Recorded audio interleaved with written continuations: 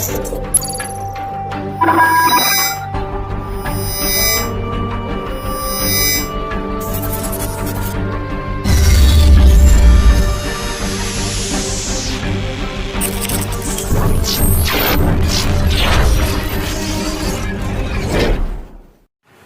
guys! Welcome to our representation.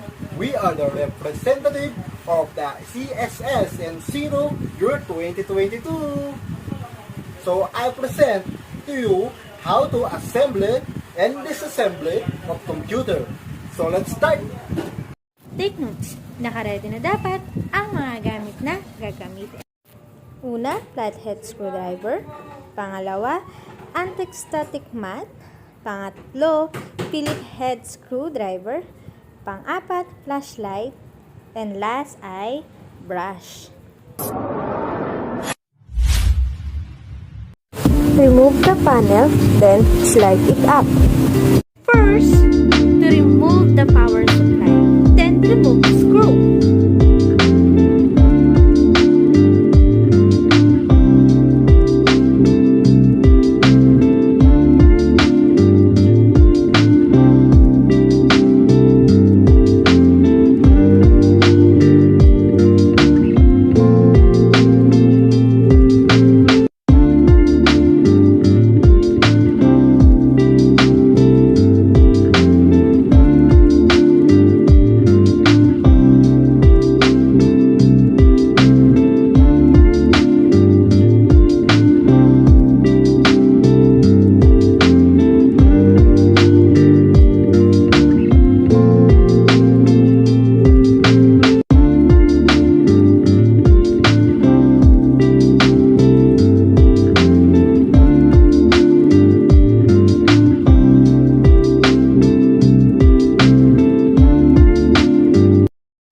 Unplug all the cables that are connected to power supply.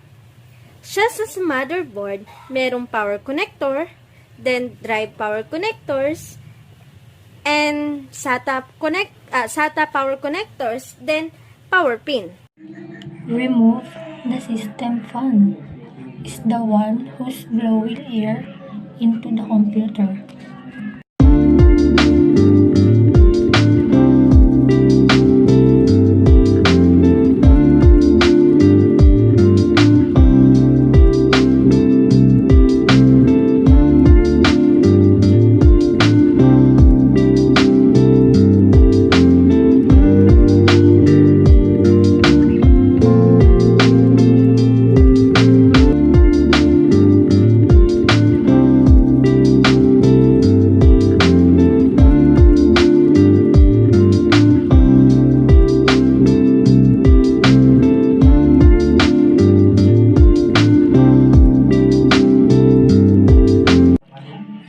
CPU fan through unscrewing the 4 screws holding it in the place.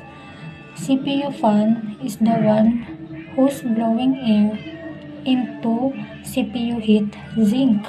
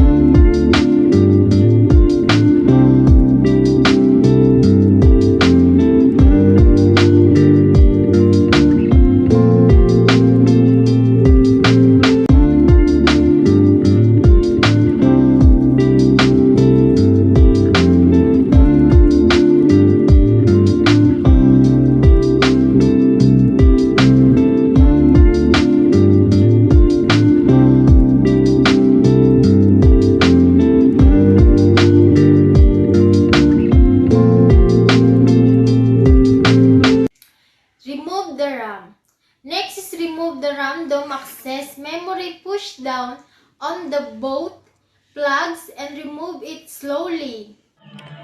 Remove the hard disk drive. Unscrew the two screws to remove it. After that, unplug all the cables that attach in the motherboard.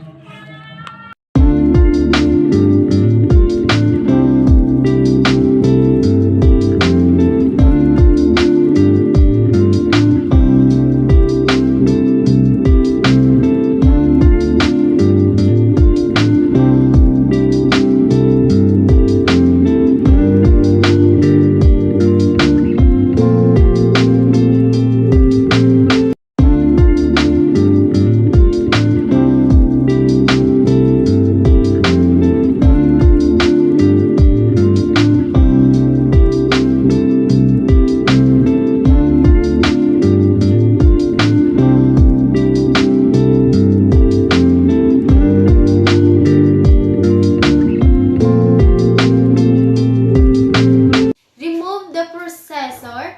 Removing pressure is optional.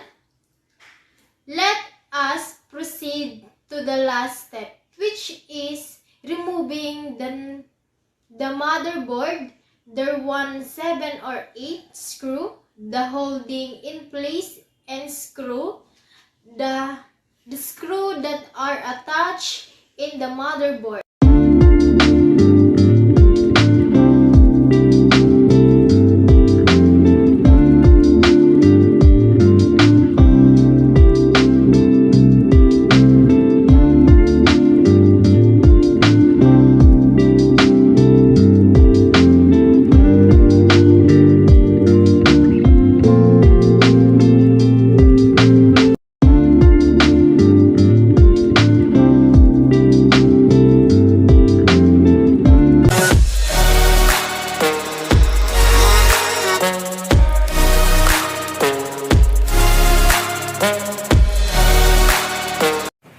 Let's start assembling. To assemble, provide that all peripherals are clean and ready. In assembling back your computer, what we have done during this assembling is just doing the reverse in order to assemble it. First is we need to put back the power supply. But when we are putting back the power supply, we need to be careful.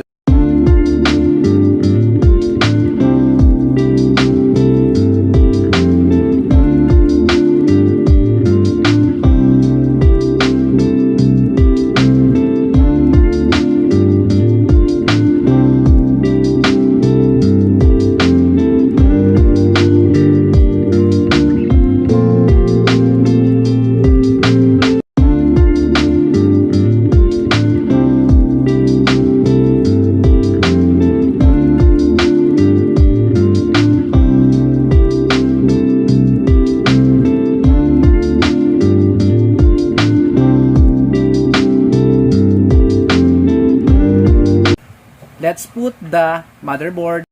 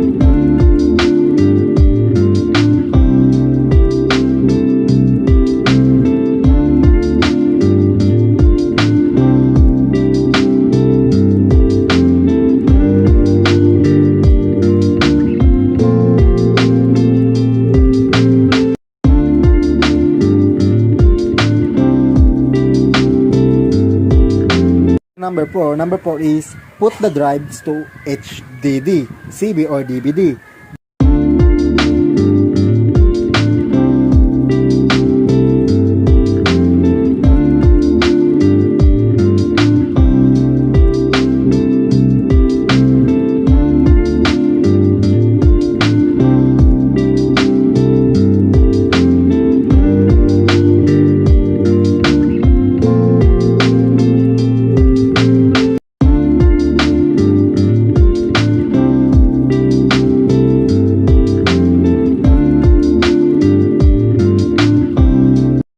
random access memory. Sa pagbabalik nito ng motherboard, ng random access memory and power supply, dapat lagi tayong maingat.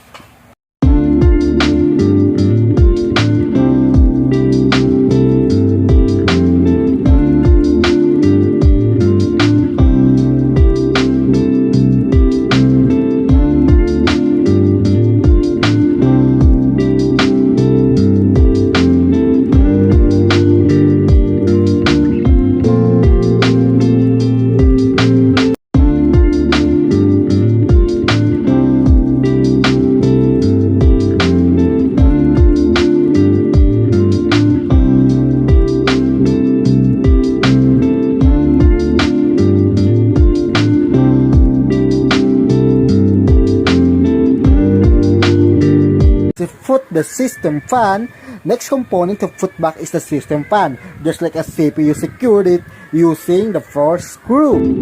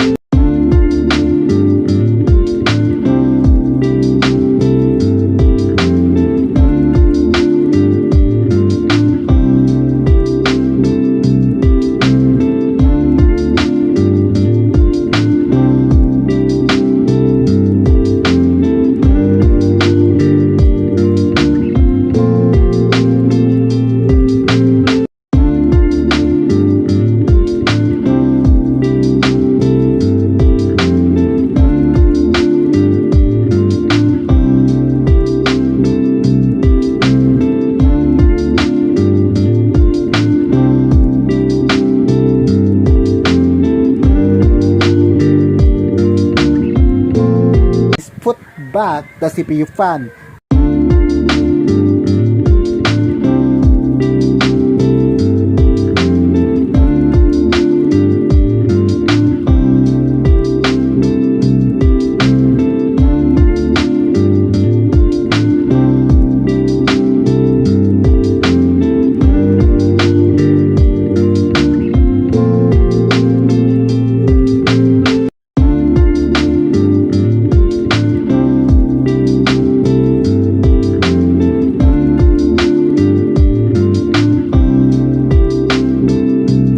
So number 7 is the data cable. Should be connected to its proper headers and drives. Remember, make sure na alam mo kung paano ibalik ang mga cable sa tama.